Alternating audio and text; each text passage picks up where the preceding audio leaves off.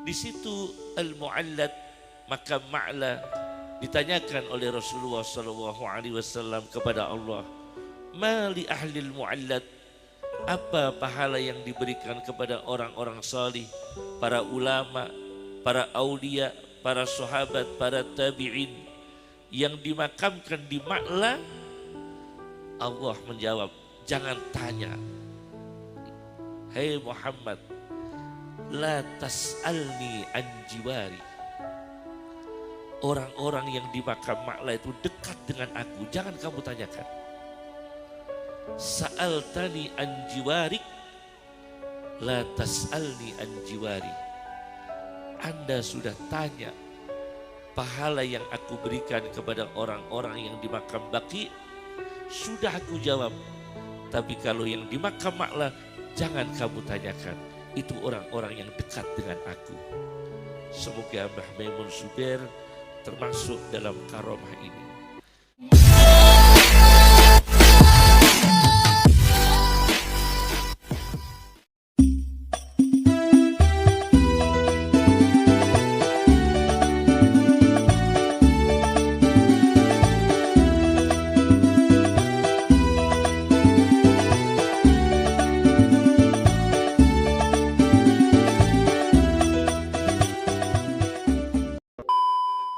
Assalamualaikum warahmatullahi wabarakatuh.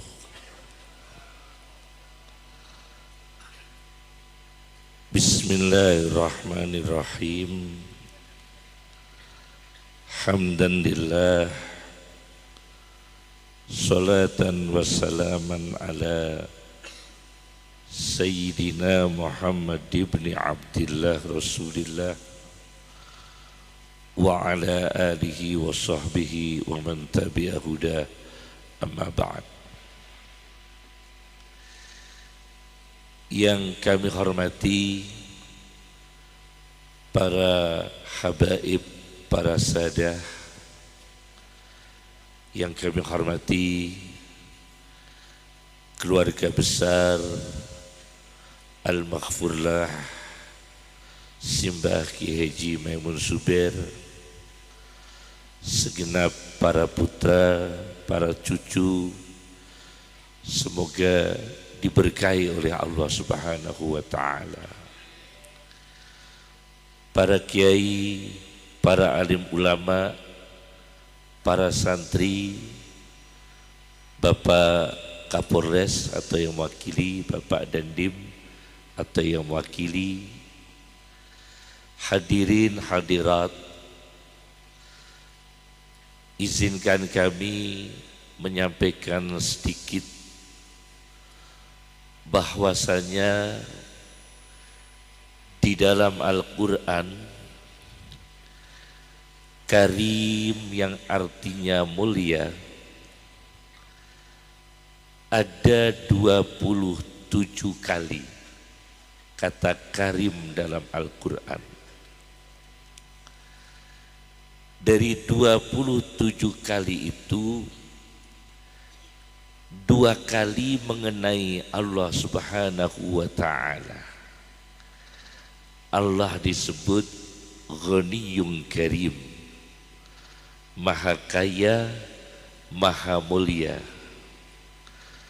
Yang kedua, Ma gharraka bi rabbikal karim, disebut Al-Karim. Allah disebut Karim dalam Al-Quran 2 kali dari 27 kata Karim dalam Al-Quran. Kemudian ada kata Akram yang artinya lebih mulia atau maha mulia. Dalam Al-Quran kata Akram 2 kali. Yang satu mengenai hamba Allah, yang satu mengenai Allah sendiri. Wa rabbukal akram, Tuhanmu maha mulia. Yang satu, inna akramakum indallahi atqakum. yang paling mulia di antara hamba Allah di sisi Allah ialah yang paling takwa di antara kamu sekalian. Di sini ada kata akram disandarkan pada manusia yang kualitasnya takwa tingkat tinggi, atqa. Kemudian kata karim dalam Al-Quran 27 kali, ruang-ruang orang yang ada di posisi karomah. Orang-orang yang mendapatkan karomah itu memasuki karim-karim dalam Al-Quran melalui aulang karima, perkataan yang mulia. Akhirnya dia mendapatkan karomah melalui rizqan karima, rezeki yang mulia, dia menjadi aulia. Melalui mudkhalan karima, tempat masuk yang mulia, akhirnya dia menjadi ulama, menjadi aulia. Insya Allah Mbah Maimun melengkapi elemen-elemen ruang-ruang karim itu, insya Allah dipenuhi oleh Kiai Haji Maimun Zubair. Indikasinya ialah yang menunjukkan bahwasanya Mbah Maimun Zubair memasuki pada ruang-ruang karim itu diindikasikan beliau wafat di Makkah, dimakamkan di Ma'la. Ada satu kitab berjudul Syifa'ul Gharam bi Akhbaril Baladil Haram. Syifa'ul Gharam bi Akhbaril Baladil Haram. Sebuah kitab tentang negeri Makkah, karya Muhammad bin Ahmad Al-Fasi Al-Makki. Di situ dijelaskan bahwa Nabi bersabda dengan 3 hadis. Orang yang wafat di salah satu Makkah Madinah, besok pada hari kiamat dibangkitkan Allah fil aminin, di dalam golongan yang aman. Orang iman yang meninggal min akhadil haramain, salah satu Makkah atau Madinah, maka Allah membangkitkan orang itu dibangkitkan di hari kiamat, termasuk orang-orang yang aman. Itu redaksi hadis pertama.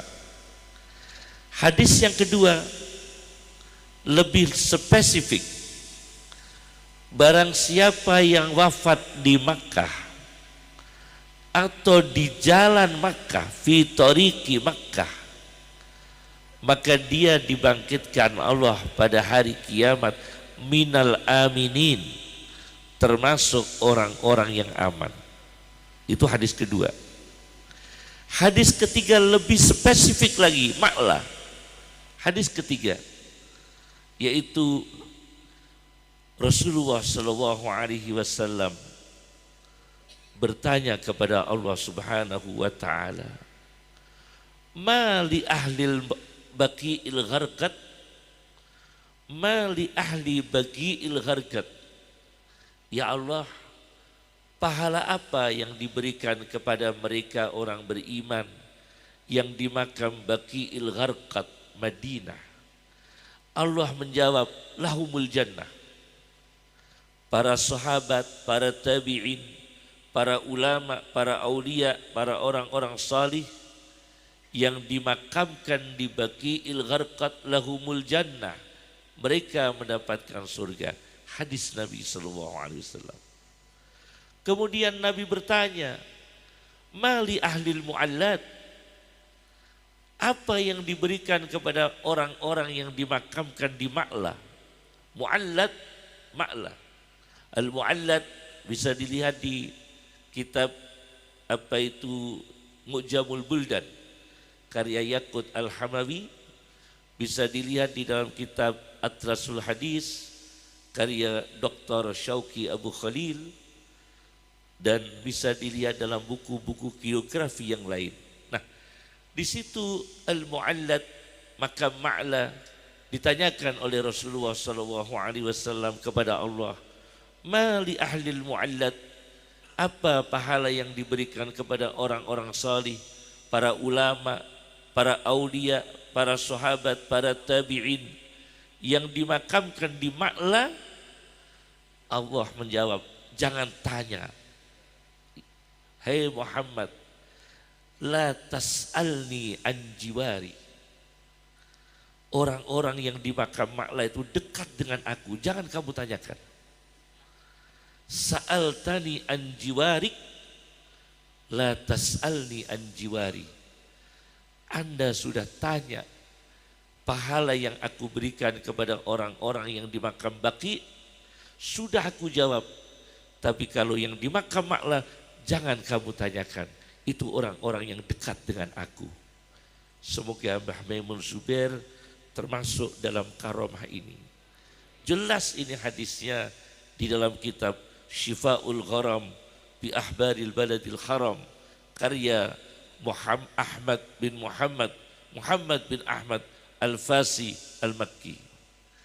Ini yang mengindikasikan bahwa ulama yang ada di sana, ada Kiai Maimun Zubair, ada ulama-ulama yang lain, ada Syekh Yasin, ada Syekh Mahfud At-Turmusi.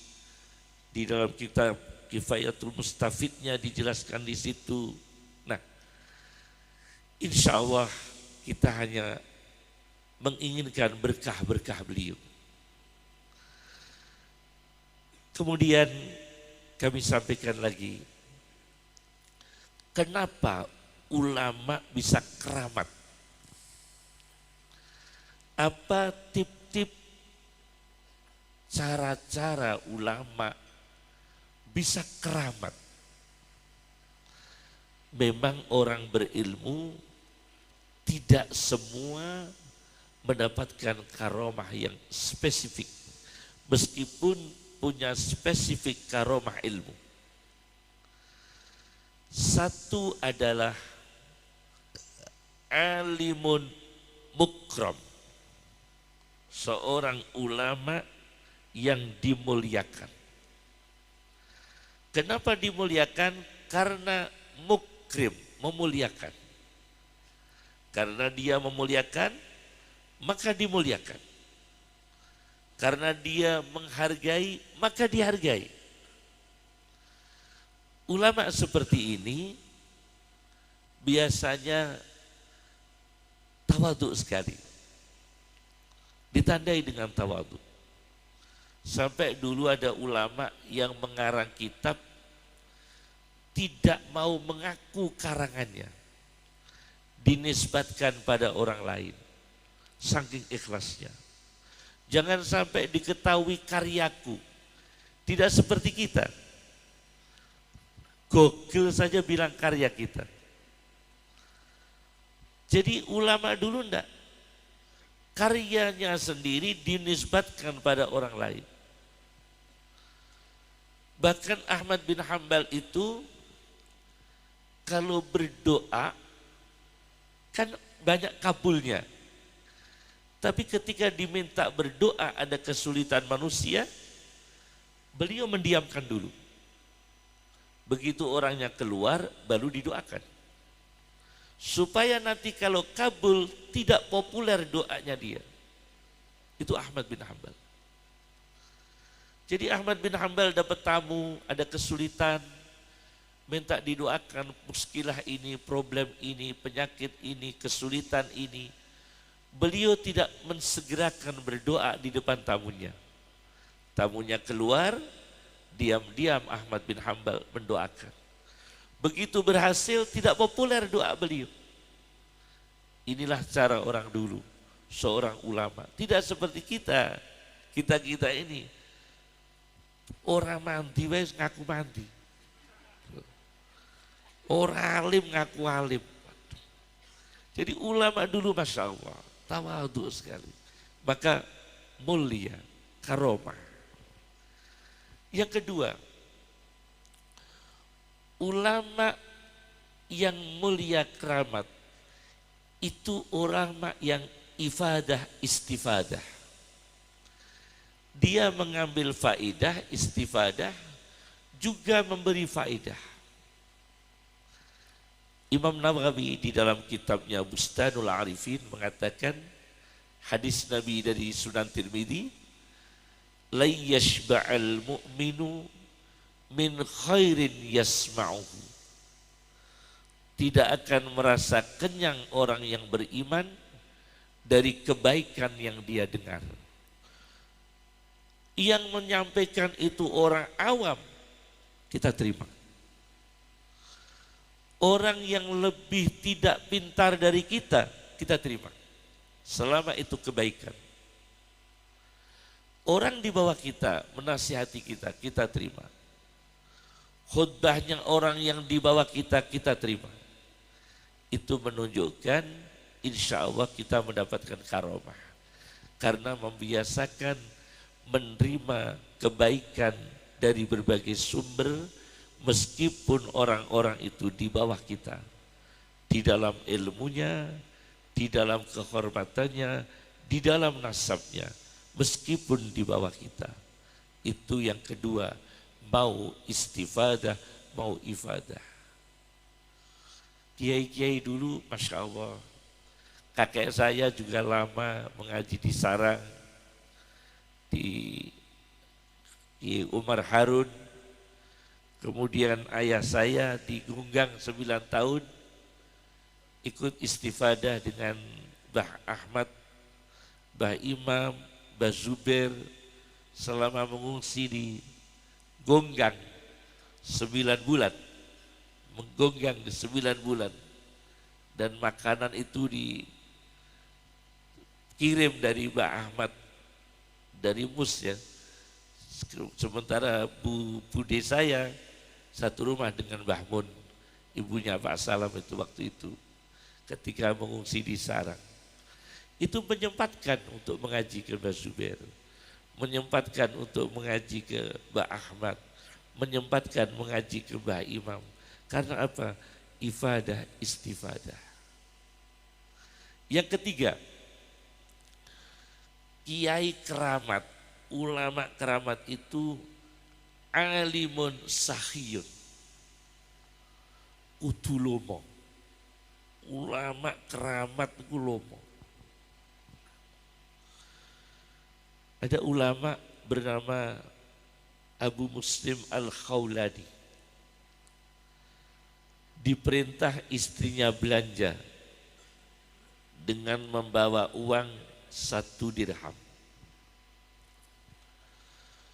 Begitu belanja mau beli tepung di pasar, sebelum belanja uang itu diminta oleh pengemis.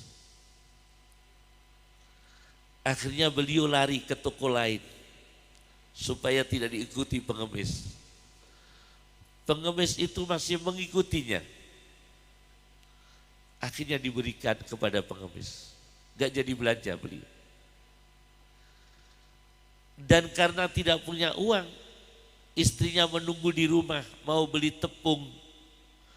Beliau mencari tatah kayu, serbut kayu, limbah kayu. Dimasukkan dalam kantong, rapi, dibawa pulang. Dibawa pulang karena istri menunggu untuk membeli tepung terigu. Beliau uangnya sudah diminta pengemis. Beliau mencari nukhatah. Nukhatah itu limbah kayu. Begitu dibawa, dimasukkan kantong, diberikan kepada istrinya, beliau pergi. Takut istrinya marah karena enggak bawa tepung. Bawanya itu limbah kayu. Tapi alangkah terkejutnya Malam hari itu beliau datang, istrinya telah membuat roti yang lezat. Ternyata kantong yang isinya limbah kayu itu berubah menjadi tepung. Itu keramat. Keramat. Ulama yang keramat. Limbah kayu berubah menjadi tepung. Karena apa? Dia altruisme. Uang 1 dirham diberikan kepada pengemis. Itu ulama dulu. Jadi keramat. Keramatnya itu karena loma, dermawan, menjadi keramat. Itu yang ketiga. Yang keempat, ulama yang keramat itu ulama yang riayatus sirri wal alaniyah, menjaga lahiriah dan batiniah. Ulama tajwidnya kurang bagus, jangan sampai digunjing. Karena di sisi lain dia khusyuk mungkin. Tajwidnya kurang bagus tapi khusyuk. Kita yang tajwidnya bagus belum tentu khusyuk. Tajwid kita mungkin lebih bagus tapi belum bisa khusyuk. Dia tajwidnya belum sebegitu sempurna tapi khusyuk. Nah, itu sangat dimungkinkan. Ini terjadi ketika Syekh Ibrahim Ar-Raqi menjadi makmum. Imamnya itu Abul Khair. Membaca Fatihah. Menurut Syekh Ibrahim Ar-Raqi itu seorang mukri ahli qiraah kurang bagus. Akhirnya dia menyesal, menjadi makmum itu menyesal. Kenapa saya kok jadi makmumnya Syekh Abul Khair yang tajwidnya kurang bagus? Di hatinya itu menggunjing. Begitu keluar dari sholat, dia mencari air, dikejar oleh singa. Dikejar oleh singa.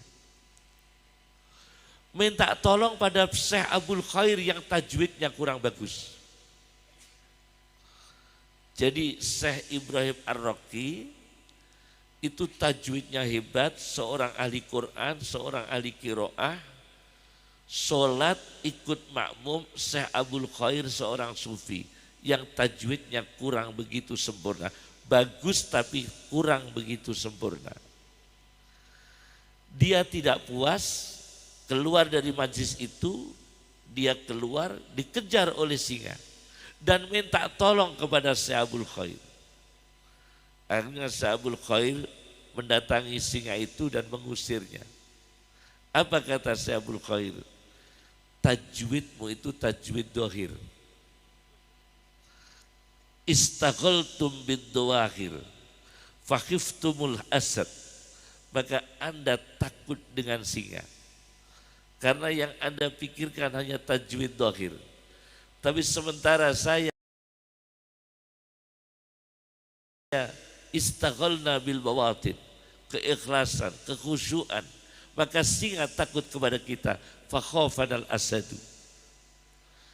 Itu ulama yang keramat. Jadi keramat itu jangan hanya didasari dengan kealiman, tapi juga dengan kebatinan. Sejauh mana kekuatan ikhlasnya, kekuatan batinnya. Seperti yang sering diceritakan Ki Khalil Bangkalan. Ada orang Cina perempuan dari Medan lumpuh. Lumpuh itu kalau berat ya, penyakit lumpuh itu. Falij, hemiplegia, lumpuh separuh atau falij, semacam lumpuh. Atau penyakit kelumpuhan yang lain. Dari Medan ingat saya dibawa ke Ki Khalil Bangkalan, perempuan Cina, lumpuh itu. Karena dia orang kaya, dia bawa orang memikul wanita tersebut. Sampai di Bangkalan, dia turun, ditandu, dipikul 4 orang. masuk di halaman Ki Khalil Madura. Ki Khalil Madura itu marah-marah. Keluar dari rumah, menurut sejarah ini, keluar dari rumah bawa pedang. Bawa pedang begini, mengacungkan pedang. Akhirnya yang mikul perempuan itu lari. Lari dan perempuan yang lumpuh itu ikut lari. Nah ini karomah. Perempuan yang lumpuh itu ikut lari. Sarafnya aktif itu. Ternyata teori ini ada di dalam kitab La Tahzan karya Dr. Aid Al-Qarni. Orang-orang lumpuh ada pengobatannya dengan digigit kalajengking. Karena kalau digigit kalajengking sarafnya aktif. Tapi jangan dipraktekkan. Jangan dipraktekkan. Itu memang ada di dalam kitab La Tahzan karya Dr. Aid Al-Qarni. Orang lumpuh digigit kalajengking aktif sarafnya. Ternyata ketika di depan Ki Khalil bawa pedang kan takut. Motoriknya aktif. Yang mikul lari, Cina yang dipikul tadi, yang lumpuh ikut lari. Akhirnya sembuh dengan izin Allah Subhanahu wa taala. Inilah kiai keramat dulu. Jadi perilakunya itu tidak semata-mata mengancam, itu mengobati. Mengobati ilham dari Allah itu. Ilham dari Allah untuk menghidupkan, mengaktifkan sarafnya. A'sab ya. Sarafnya itu menjadi aktif. Nah itu namanya ulama yang menjaga asir wal alaniyah, menjaga antara apa yang di dalam batin dan apa yang di luar dijaga. Yang terakhir, ciri-ciri ulama keramat itu ada ciri-ciri ulama keramat, mohon maaf, yaitu kalau makan jangan terlalu banyak. Itu lebih mudah mendapatkan karomah. Kalau makan jangan terlalu banyak ya. Ojo pol-polan. Jangan ya. Meskipun rawi-rawi itu ada rawi al-batin itu kan ada ya. Rawi-rawi hadis itu kan ada yang al-batin, berperut besar. Al-batin itu berperut besar ya. Tapi kita usahakan makan jangan terlalu banyak. Itu untuk memudahkan menjadi alim yang keramat. Gridnya sangat tinggi Kiai. Ulama yang makannya tidak terlalu banyak itu gridnya tinggi. Bukan hanya dipamerkan di medsos, tapi di media malaikat. Bukan hanya di medsos, tapi di media malaikat. Ada satu kitab Kunuzul Haqaiq karya Abdurrauf Al-Munawi, tepinya Al-Jami'us Shaghir. Rasulullah sallallahu alaihi wasallam bersabda, "Innallaha yubahil malaikah biman qalla mat'amuhu." Allah membanggakan, memamerkan di hadapan malaikat orang yang makannya sedikit. Biman qalla mat'amuhu. Orang yang makannya sedikit. Maka Syekh Nawawi diceritakan oleh Habib Zain bin Ibrahim bin Sumaid Madinah dalam kitabnya Al-Manhajus Sawi. Ada kitab Al-Manhajus Sawi karya Syekh Ibrahim Zain bin Ibrahim bin Sumaid Al-Mu'ammar yang masih hidup sekarang di Madinah. Di situ diceritakan Syekh Nawawi itu kalau di depan gurunya, di depan kiainya diajak makan bersama, dia tidak berani makan. Karena takutnya itu mengambil yang disukai kiainya. Jadi dia mau mengambil tuh takut. Pas diajak makan bareng kiainya, itu Syekh Nawawi berusaha tidak makan dulu. Takutnya dia mengambil, ternyata yang diambil itu yang diinginkan oleh gurunya. Maka beliau tidak berani. Itu adabnya Syekh Nawawi. Maka Syekh Nawawi karomahnya besar. Kemudian Syekh Nawawi diceritakan lagi oleh Habib Zain bin Ibrahim bin Subaid bahwasanya Syekh Nawawi itu kalau mau mengaji dia bersedekah dulu. Diniatkan pahalanya untuk gurunya. Dan niatnya, ya Allah, jangan sampai diperlihatkan kepada kami kekurangan guru kami. Ya Allah, jangan sampai Engkau perlihatkan kekurangan guru kami terhadap kami, supaya kami selalu menghormatinya. Jadi tidak ingin Imam Nawawi itu tahu kekurangan gurunya. Maka kalau punya guru baca kitab salah-salah sedikit, jangan sampai dikritik. Wajarlah, wajar orang Jawa. Baca kitab salah-salah sidik itu. Di Lasem dulu itu ada Kiai Waltakun. Kiai Waltakun itu setiap event apapun tuh dalilnya satu. Waltakum minkum ummatun. Berangkatkan jenazah, waltakum minkum ummatun. Pengantin, waltakum minkum ummatun.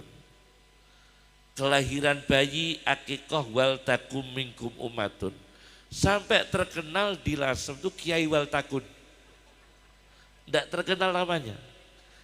Dan ini orang mas saya di Lasem kalau minta doa dengan beliau. Mas saya di Lasem waktu itu kalau minta doa dengan beliau, karena beliau mujabud doa, terkabul doanya.